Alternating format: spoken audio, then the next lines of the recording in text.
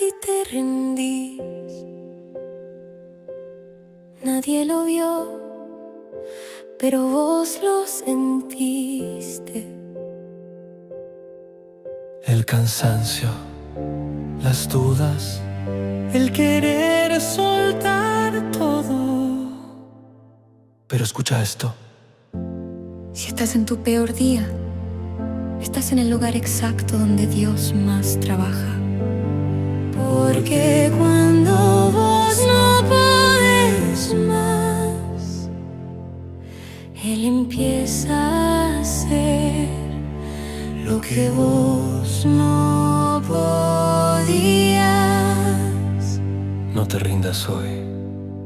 Porque este día cuenta más que 1000 fáciles.